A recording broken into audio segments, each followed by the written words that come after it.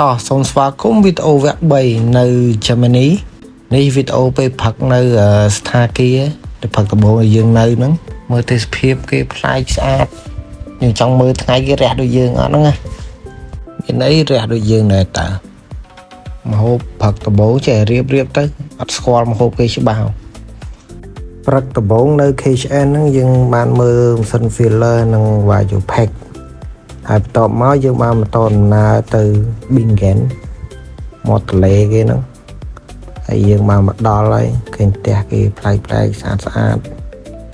ហើយកន្លែងហ្នឹងមានកន្លែងគេតេះបៀទៀតតែឥឡូវយើងចុះលើឡានហើយយើងដើរតាមផ្លូវទស្សនកិច្ចឥឡូវហ្នឹងយើងជន់បរទេសធ្លាប់តែនៅស្រុកយើងមើលគេហើយដល់ពេលមកដល់ស្រុកគេវិញគេមើលយើងដូចគ្នាដែរហ្នឹងដល់ពេលគិតយូរទៅមកដឹងថាអូខ្ញុំជន់បរទេសដែរនេះ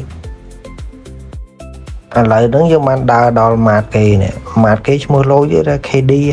មើលល្អនៃក្នុងខ្មែរអែហ្មងហើយឃើញមុខញឹមហ្នឹងមើលសារអីអត់បាទមកតេះរបស់អជាក់គេបានតេះហើយធ្ងន់រសជាតិហ្នឹងអត់ត្រូវអាស៊ីទេ